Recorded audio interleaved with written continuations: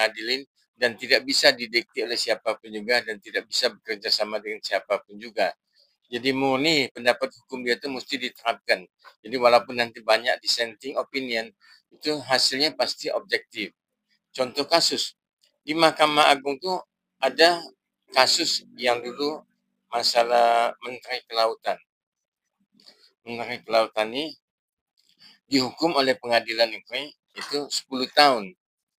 10 tahun lantas sampai ke Mahkamah Agung tingkat kasasi itu disunat atau dipotong oleh Hakim Agung tinggal 5 tahun. Dengan alasan bahwa hakim yang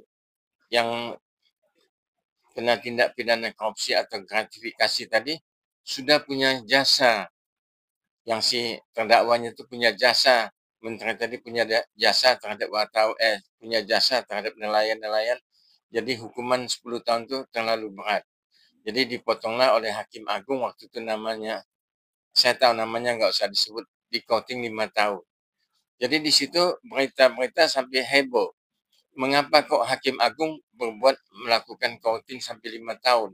Sedangkan dia tahu bahwa menteri itu telah melakukan tindak pidana korupsi dan tindak pidana gratifikasi.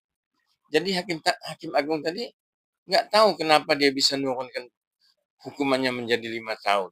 Nah, di sini saya lihat tuh, Hakim Agung, Hakim Tinggi ataupun Hakim PN sama saja, Pak. Kalau sudah lihat duit itu kadang-kadang, wah semuanya tuh tidak lagi berdasarkan hukum. Jadi kalau pendapat saya, kalau tindak pidana korupsi, saya sebagai akademisi, itu hukuman mati sudah ada. Di dalam pasal 2 mesti dimatikan aja kalau pendapat saya. Malah pejabat-pejabat negara malah mau bentuk undang-undang tentang perampasan aset. Jadi kalau bisa dirampas aset atau dimiskinkan. Bukan dimiskinkan. Kita belajar aja dari Cina tuh. Matikan aja tuh tindak pidana korupsi kecil atau besar itu dimatikan saja. Selesai kan? Walaupun sebulan misalnya dimatikan 30 atau setahun 360 yang dimatikan. Nggak apa-apa. Penduduk kita masih banyak. Orang koruptor untuk apa dihidupkan begitu panjang? Nah, itulah jadi masalah. Kenapa kok dikasih hidup sampai panjang? Kenapa dikasih hukuman yang ringan? Ada apa itu? Pasti ada apa-apanya sehingga dihukum ringan. Kalau saya jadi hakimnya, saya matikan semua. Jadi apa nih integritas dari pandangan Prof sebagai akademisi calon hakim agung itu harus mempunyai kemampuan apa untuk membangun bangsa ini lebih baik lagi di hukum? Kalau pendapat saya bukan hakim agung, hakim PN, hakim PT pun mesti S3, mesti doktor ataupun dari DPR Komisi 3, mesti S3 semua. Mengapa? Kalau dia sudah S3, itu pandangan hukumnya sudah jauh, pertimbangan hukumnya sudah bagus, karena paling tidak dia sudah pernah nulis buku. Kalau cuma S1, walaupun sampai Hakim Agung, tetap aja otaknya tetap otak S1, mungkin pangkatnya Hakim Agung. Nah, uh, untuk menentukan suatu calon hakim agung itu kan harus mempunyai kapasitas hukum yang mumpuni, terus integritas dan profesionalisme dalam proses seleksi. Pandangan Prof sendiri, apakah memang ini sudah cukup untuk menjadi calon hakim? Belum cukup, Pak Lian. Kenapa? Tadi sudah saya bilang. Contohnya aja MK, Mahkamah Konstitusi. Setiap hakim MK itu mesti S3. Kenapa hakim-hakim lain tidak? Kita nyontoh aja dari MK. Hakim PN, Hakim PT, Hakim Mahkamah Agung, Hakim Agung, mesti S3. Supaya kedepannya hukumnya jadi baik. Kalau misalnya cuma S1, walaupun dia profesor stok lama, karena dia S1-nya di bawah tahun 85, tetap aja mesti S3. Jangan ada tawar-menawar, mesti S3 Hakim Agung tuh. Kalau enggak tuh, hukum di Indonesia semakin ke depan semakin kelabu, semakin suram. There is no law in Indonesia. Itu yang saya selalu tegaskan.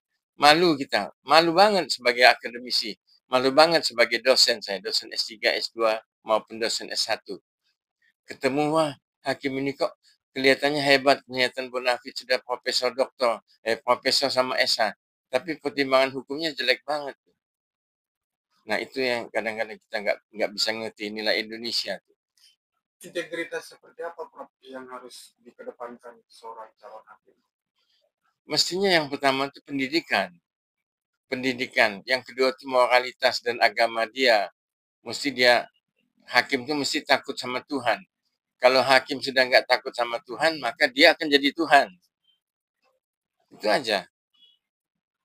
Namun di perjalanannya ada nih Prof, banyak yang mempertanyakan peranan Komisi Yudisial dalam seleksi calon hakim agung. Pandangan Prof?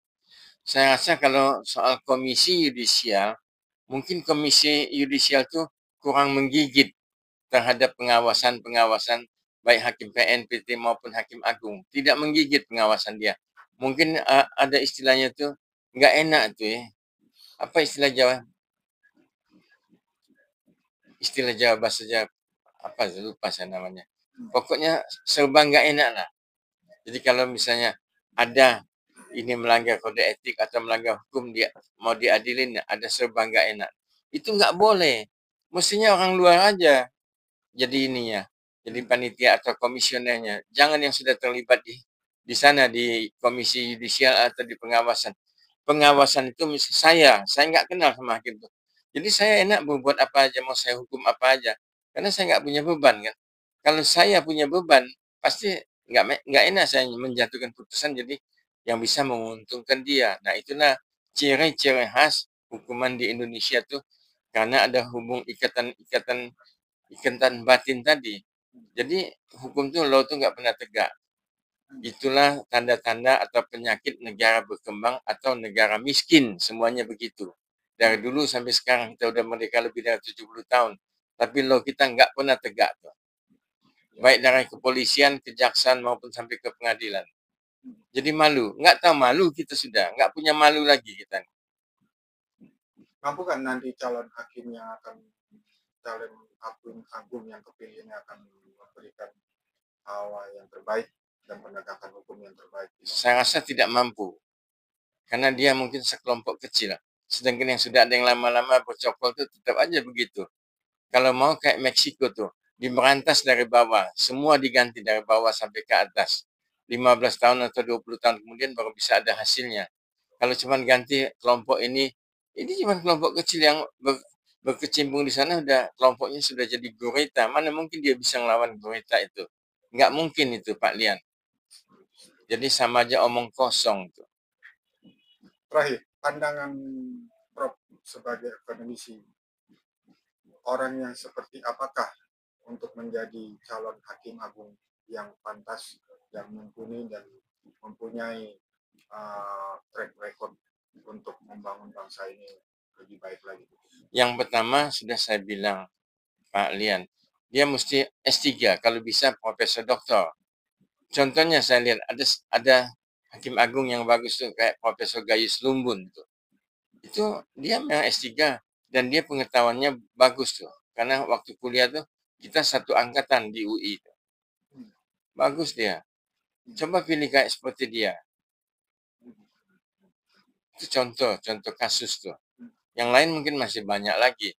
Tapi saya lihat yang menonjol tuh hanya dia. Hanya dia tuh. Ada lagi dulu Ketua Mahkamah Agung Harifin Tumpah. Dia punya pendapat Harifin Tumpah. Jangan panggil mereka tuh yang mulia, Ketua yang mulia dalam bukunya Harifin Tumpah. Sebab Harifin Tumpah, doktor itu bekas Ketua Mahkamah Agung, dia pernah ngomong, mereka tuh tidak perlu dipanggil Ketua yang mulia karena mereka tuh tidak lagi mulia. Itu Ketua Mahkamah Agung yang ngomong begitu.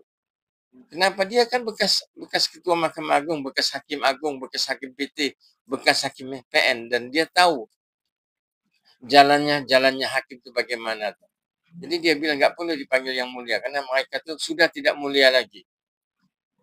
Dan terakhir, Prof, apa harapan dan keinginan Prof dengan penjaringan calon hakim agung ini dan keinginan Prof muncul calon hakim yang betul-betul berkualitas? Kalau mau perbaikan, Pak Dian, perbaikanlah seluruhnya, menyeluruh. Mulai dari bawah sampai ke atas. Seperti apa yang telah dilakukan oleh Meksiko. Dan itu mungkin hasilnya 25 tahun lagi baru bagus. Kalau kita mau mengumpulkan sekarang cuma satu bagian kecil atau satu kelompok kecil, itu tidak akan bisa merubah kelompok besar yang sudah rusak. Pasti nggak bisa. Jadi sama aja nggak ada gunanya. Atau kecil sekali pengaruhnya. kecuali besar-besaran dilakukan perbaikan semua itu. Mungkin kalau dilakukan perbaikan secara menyeluruh besar-besaran, hasilnya baru ada mungkin 25 tahun yang akan datang. Kita mesti berani berkorban tuh. Bersihkan semuanya yang kotor-kotor itu. Nggak perlu ya. Buat apa kita memelihara orang kotor semua itu? Lebih baik dibersihkan walaupun sedikit ya bersih. Ada lagi, Bro? Cukup. Oke. Terima kasih, Prof. Ya.